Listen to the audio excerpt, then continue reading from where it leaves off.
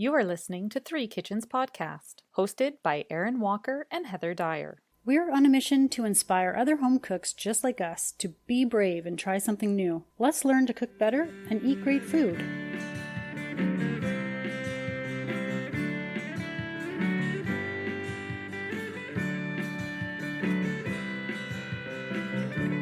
So we're sitting here chit-chatting because Easter is on its way. Hippity hoppity, Easter's on its way. And Yeah. I don't know. I say the word Easter and it's like my teeth start hurting immediately because I want all the sugar. I want all the treats. I want all the baking. I already had my first bag of malt eggs. Shut up, you did? I seriously, Already? I found one bag abandoned on a shelf at a grocery store and nowhere else did I see them. So I picked up the one abandoned bag and was like, normally I would question this. But for Because this, it's I'm the only one. because it was just abandoned, like sitting next to like, I don't know, canned tomatoes or something. It was totally out of its place. And I was like, oh, these are the Maltesers. And then Oh God, I need and to then go when I look for went through mine. the Easter stuff, it wasn't there. And I was like, where did this bag come from? You got lucky. Exactly. Erin, It was a Erin sign. and I like to buy we each buy a bag of these colored Yeah. Easter eggs that have they're like Whoppers on the Yeah. inside. They're like giant Whoppers. Yeah, and oh, they're so good, except they kind of tear up the roof of your mouth. I was gonna But say you they're have like, you can't eat anything else but them because you eat too much of them. and then your stomach hurts and you feel sick. But we both do Exactly. it, and we usually hide them in our vehicle. Hmm. I always keep them in the console of my car. And while I'm driving here and there for the kids, I munch away on them and I don't share. Yeah, And one bag per Easter season is usually pretty good. that's usually enough. But I mean, Yeah. like, even just talking about it, my teeth are hurting. Makes me want them right now. So, of course, I'm going to bring you something sweet and a treat for Easter. Hmm. And I have been keeping this one in my back pocket for a while. I don't know when I saved this idea, but it's been a while and I was waiting for the right occasion to bring it out, and I think this is it. So, I am sending you an Instagram link because look at me, I'm all prepared. You don't even have to open it, you just have to look at the picture on the cover when Okay. it comes through. Dun. Oh, yes. So, this looks like Oh, I love this. it might fall into our category of cake making that doesn't require a whole bunch of fancy decorating because it's done beforehand when you bake it.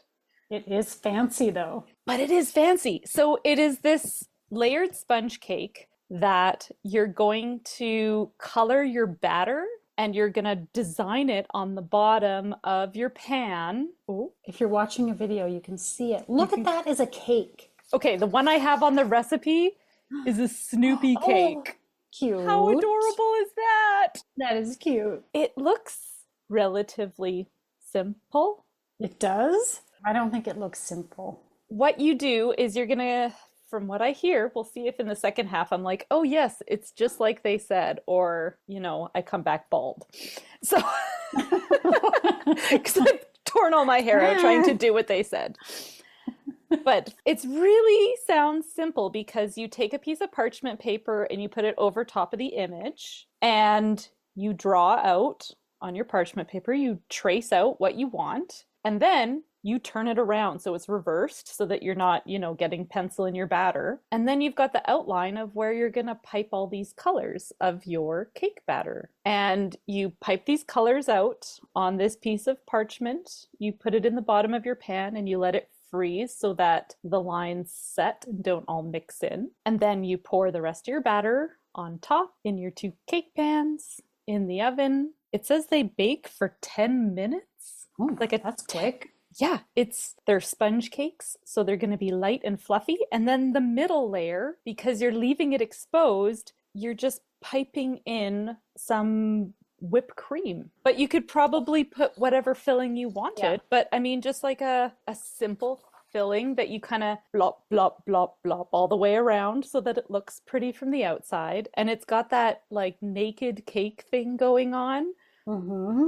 with a pretty design on top that you didn't have to hopefully spend hours icing. I don't know. I think the complexity depends on what kind of image you make on here. And so I'm thinking I'll do something Easter themed. So maybe something like some colored eggs and a basket and some flowers. Oh, yeah. I I don't think know. if you're going for white, you're accomplishing that with negative space. That's You what know I what I kind of mean? feel like. You would just I fill it with think batter. you would just do the color would be around it to make Yeah. the shape. Yeah. Okay, I see that now. Because my thought was like, how do you keep them from just mushing all together? So do you Yeah. have to have a slightly thicker batter to pipe? Like I'm picture like some, well, I don't I know. I guess don't some cake really batters are thicker know. and some are thinner. So Yes. And hmm, this is a classic sponge cake where you're gonna separate, it says 12 eggs. So that is a yeah. lot of eggs to make a sponge cake. But you've got your yolks and your sugar and your vanilla in one bowl. And then you're going to whip your egg whites to make them big and fluffy. You're going to put them together and fold it gently. And then you're going to take little bits of the batter and put it into cups and dye it. And then you're going to pipe that out on the bottom. Again, this doesn't need to be like a ton of batter that you're putting in those little cups. It doesn't Yeah. have to be the Yeah. fluffiest part or the part that holds the structure of the cake. It's simply the It's like a picture top in layer. cake. Yeah, and when I've seen those before, I guess I never really saw the cross section. I just saw Yeah, the like the top of it, and right. I wondered how because I was picturing it going all the way through, like when you cut it, Oh my the Lord. color, and I was like, well, that's why I thought they would all mush Yeah, together and stuff. But now I get it. You're making like a thin layer on the bottom of the pan. yeah. I'm decorating my cake Yeah, before I bake and it. then you're freezing it. That's genius. Yes, Before that's what you, I read in the instructions. Yeah. oh, this is fun. This falls under no icing skills necessary. So I feel like it's a cake for us. You know what skills I don't really have? Piping skills. I have never, it feels fiddly and finicky to me to like, okay, which end are you using? How much pressure do you Oh, squeeze? You know, how far away from the thing are you're decorating? Like, I feel like that it's something I've never really learned to do. I hate all of those Well, you better learn to ideas. like it. Well, I mean, like I can hold a bag and follow a line. I've done that. I mean, that's easy. It's like writing happy birthday on a cake. Oh, I would screw that right up. Like if you put too much pressure and then it goes when you didn't mean for it to. We just scrape it off and then you start again. Actually, speaking of this, remember in our episode with the baking scraps, Yes. Lisa or Christina, I can't remember who, one of them recommended, like she said, when she does something where she's got to write on a cake, she writes it with the icing onto parchment paper and then Yes. freezes it and then Just transfers it. transfers it, get it off in one nice piece and put it onto the cake. Like do it with chocolate or something that sets nicely and then just put it on. You don't have to pipe it directly on the cake. That's smart. See, I Yes. worked a job as a kid at a bakery in a grocery store.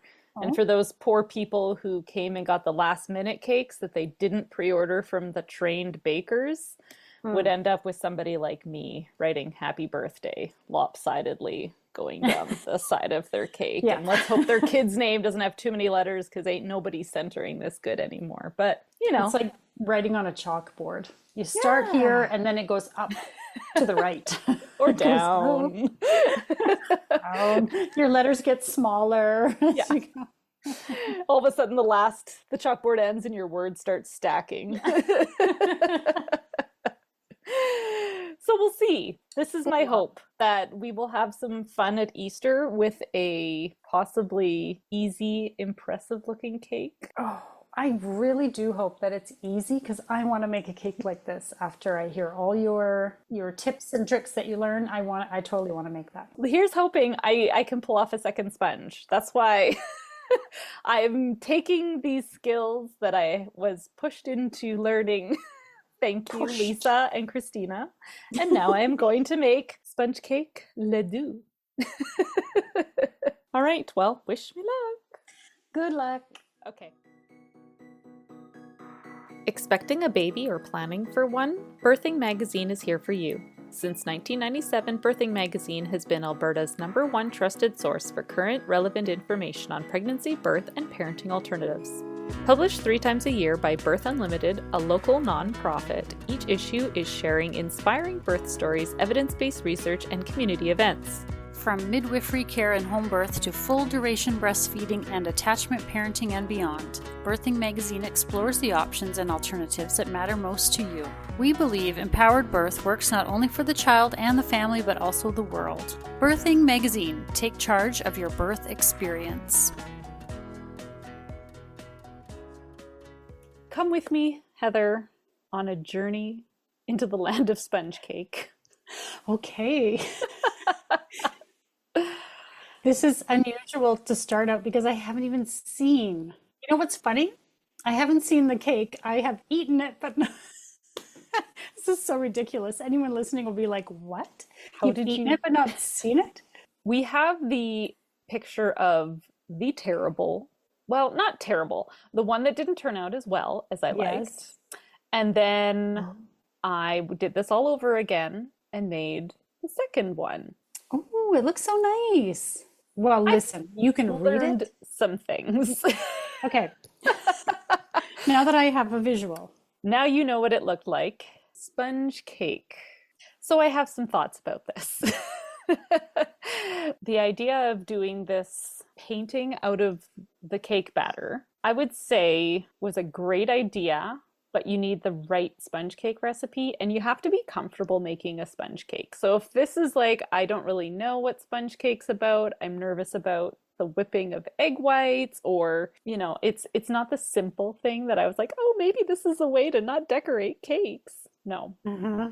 Oh. The first one that I made was a big batch. It was a triple layer 12 egg sponge cake. And working with that amount of ingredients was a challenge. When I did this first recipe, it recommended that I bake it in 3 9-inch pans at 375 degrees Fahrenheit. That's hot, isn't it, for a cake? Yeah. So Okay.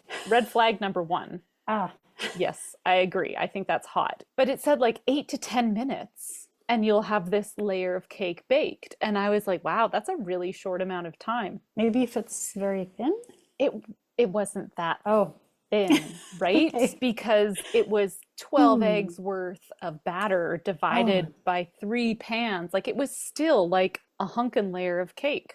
Yeah. So once you've got this batter mixed together, so you've got your fluffy egg whites, your egg yolks, and your flour, you've combined them together, carefully folding them until it's all evenly dispersed, blah, blah, blah. And then I got some ramekins out, put some food coloring paste in them, and then a little bit of batter in each of them and mixed it up to make my colors for the bottom of my cake, which was going to flip over and be the top of my cake, hopefully, when I was done.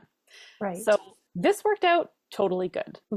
I would say the second recipe I used was just a better batter. And so it held its shape on the pan better when I piped my pattern onto the parchment that was on the bottom of my pan. That's what I was worried about when just the idea of piping it. I was like, how is it not going to ooze into, like, run together? So the second time I made the batter, it like held its spot on the pan easier. And then once you've piped that bottom part on, it sat in the freezer for about 10 minutes just to kind of like, it didn't set. It was still sticky. It wasn't frozen, but it just kind of congealed it a little bit more, I would say, so that it didn't immediately That makes turn into sense. nothing. So Yeah. you put the rest of the batter that's going to go in the pan. I just used like a piping bag, but you could have like a large Ziploc bag, whatever you want, and just kind of put it on there so you're not disturbing it. So that definitely totally worked. It said 375, 10 minutes, and I'm thinking, I don't know about this. So I popped my cakes into the oven. 10 minutes went by. They definitely weren't done after 10 minutes. I would say it was closer to 20, 25 minutes. That sounds more reasonable. Seems like a more reasonable amount of time. However, when I popped the cakes out of the pan and took off the parchment, my cakes were brown on the bottom. Oh, which because it was too hot. It was too hot. And it still wasn't totally cooked through because that top part was still sticky Oh, as it cooled down and it stuck to my cooling rack. It was wow. such a disaster, Heather. Oh my gosh. I cut off what was uncooked. The part that was overcooked at the bottom that was brown, I was like, well, nobody wants to see this, so whatever. So I made a quick cream cheese icing because I was like, I'm not sharing this with Heather. This is fail cake. I'm going to serve it to my guest that's coming over tonight. It's just going to look like a cake. It tasted fine. Again, the two layers, all three layers had unbaked cake on them that I ended up scraping and cutting off. It was, Mm-hmm. it's a lesson. A 12 egg A steak. 12 egg lesson, which, depending on where you're listening to us from, could Yeah. be quite a costly lesson, to be In honest. this economy, that's like my favorite saying these days, no matter what the thing is in this economy.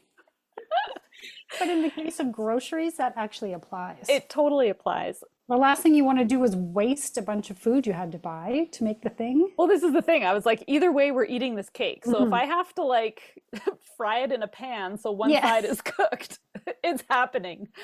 Pretty or ugly, this cake is being consumed. Everyone enjoyed it. It was tasty. It should have been baked at a different temperature. And it was just too much cake for an inexperienced cake hating person like me to deal with. It's like, who bakes a 12 egg cake? Not me anymore. Warning signs. Good to know. So then I went into my trusty Better Homes and Gardens cookbook. That's like the MacGyver of cookbooks. It's got everything from baking to canning to how to cook a turkey. It's like your grandma's do-all cookbook, Hmm. but it's mine. And in there was a recipe for an orange sponge cake. And it was only 6 eggs. And I was like, yes, please, I can get on board with this. Who knew you had to judge the cake recipe by the number of Oh, eggs involved? And I guess it's some kind of new standard. yeah, just be aware that the number of eggs in a sponge cake now will get me very critical. So this orange sponge cake, 6 eggs, pretty much the same process as the other sponge cake, as I'm learning every sponge cake is. You separate your yolks from your whites. In this one, it mixed in orange peel and orange juice, as well as vanilla, sugar, and flour into the egg yolks. And I ran out of orange, of course, orange juice. So I added some lemon juice as they suggested. So it was kind of like a mixture between lemon and orange flavored on Mm. our end. And then in the egg whites, it was cream of tartar and half a cup of granulated sugar. So I did this on my stand mixer. I left my whisk going to froth up the egg whites and beat them into nice fluffiness. And when they got to like the soft peak stage, and so that's the part where I stop the mixer, I take the mixing attachment out, and I lift it up and turn it upside down and see what that peak on the end of my whisk does. So if it Okay. stays standing up, you've got firm peaks. And that's Mhm. where we're trying to get to. But at the soft peak stage is when we want to start adding the sugar to it. So you should lift it up and it should do the little like curl over. Little I've, droop. I've got Mhm. great, for everybody watching on video, look at me, I'm amazing. Me and my finger. Okay, so I'm just picturing like a little hat yeah, just a little, holding just a over. curled little hat with a pom-pom on the end. Yeah. So when it's at that soft peak stage, then you want to slowly add in your sugar. And so because you've got this kind of balance going between air and your whites being beaten and everything's kind of delicate, I want to say at this point, I was really careful about adding that sugar, like sprinkle, sprinkle, and then like let it go. I counted to 8, then sprinkle, sprinkle, and then I let it go and I counted to. So I did that for a while just to make sure that adding the sugar, I didn't break what was going on with Yeah. my egg Like if whites. you just dump a bunch of sugar in there, it's gonna just flatten everything out. Yeah, like I'm Is kind of it? I afraid don't I'm know. gonna end up with like, remember when I made mayonnaise and you had to whisk it, and if you fucked that up, your was mayo broken. broke and it separated. And I was like, oh my God, what if that happens? I can't deal with that. If that happens, this cake is never happening. Ain't nobody got time for that. Nobody. Definitely Time not or me. emotional bandwidth. No, Like, I don't have it in me to deal with the stress of no. breaking the thing. Okay. And honestly, I'm on my 18th egg here. I don't even have the budget to deal with that anymore. No. This is the most expensive thing I've made on the podcast so far. Okay, so I don't think it's that bad, but I joke. Okay. So I got my sugar mixed into my egg whites.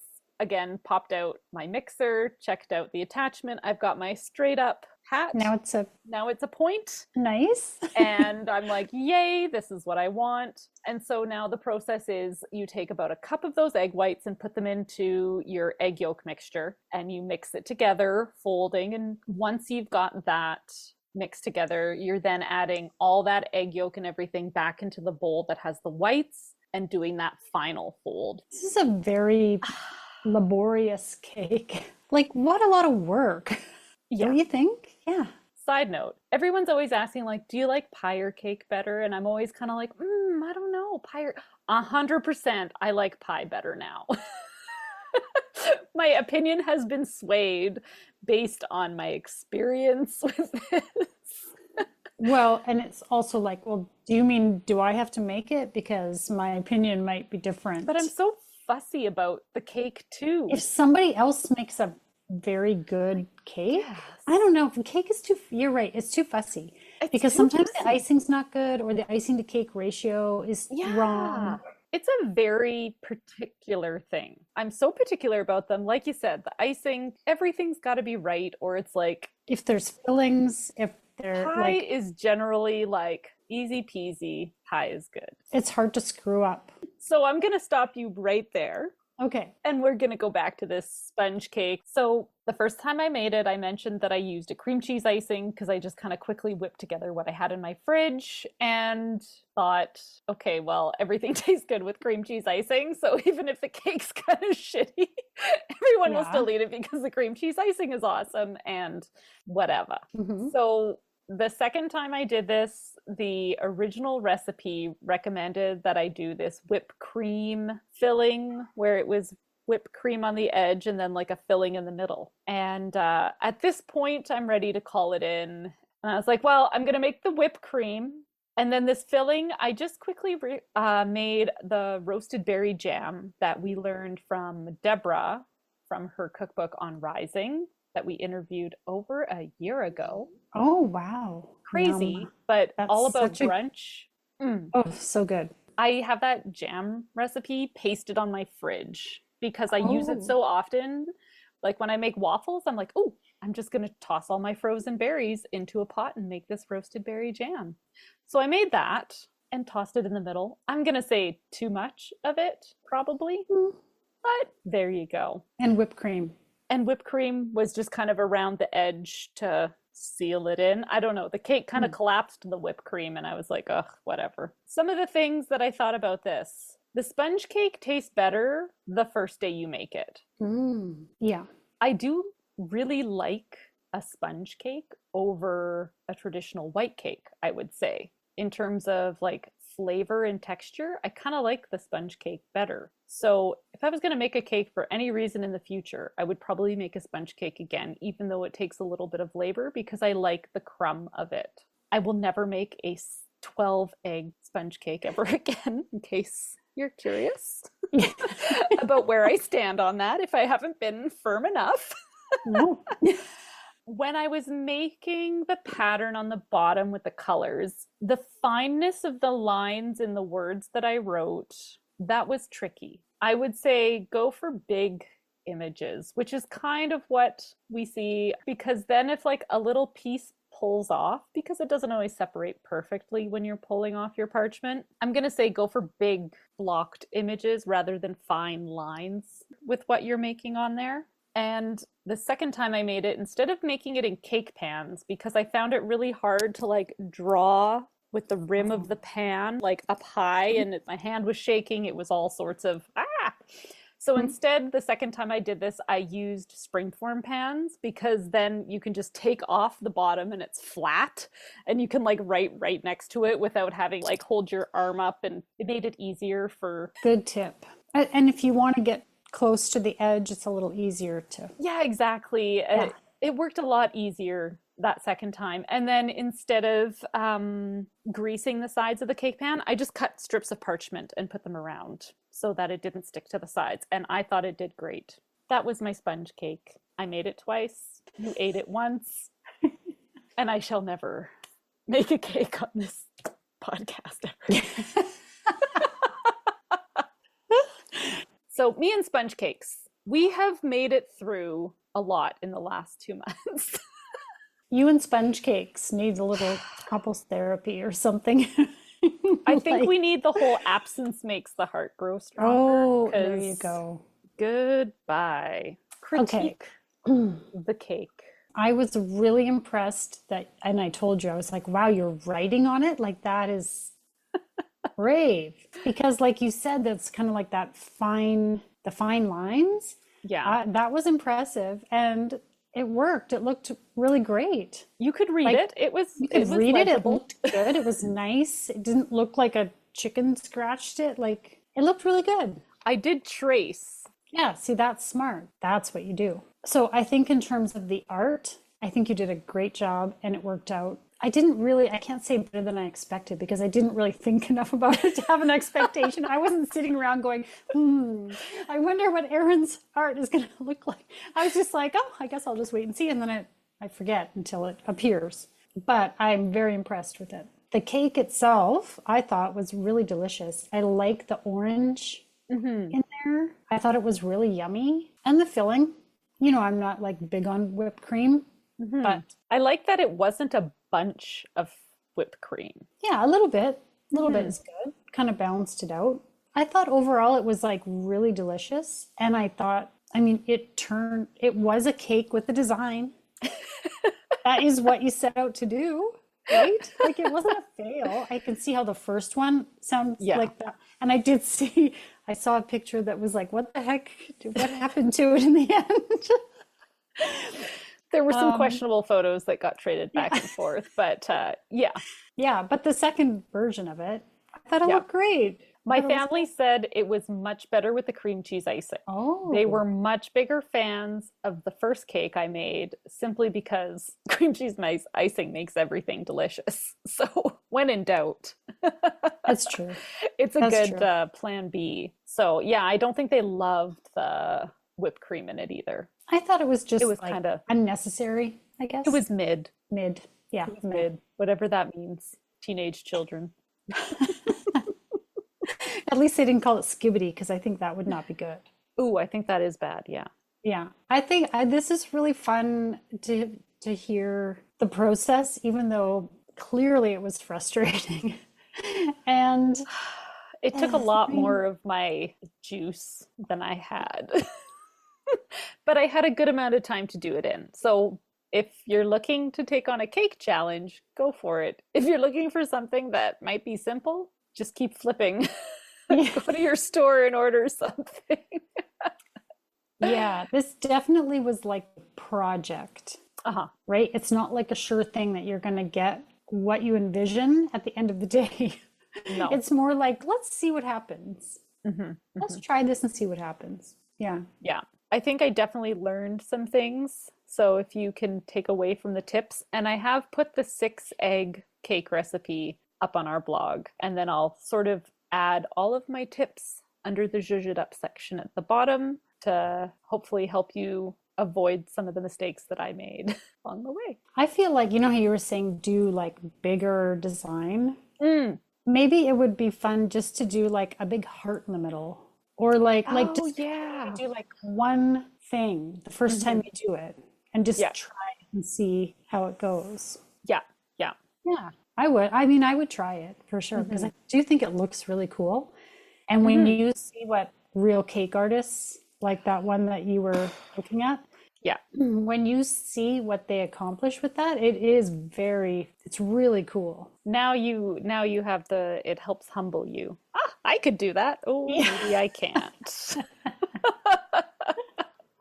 That's what social media is good for, making us Mhm. all think that we can do things. And Yeah. then we find out the truth. Yeah. How to put yourself in your place. But, that's Yeah. okay. I know cakes aren't my forte. I'm really glad that I gave this a go. I definitely appreciate a sponge cake. But yeah, we're gonna have to take a break. Well, we've now had two cakes for Easter, two cake episodes. Yeah. Maybe our listeners want a break too. Maybe they want something else. So we'll do something else next time. Okay. Well, thanks for coming along on this and helping me learn. Always learning.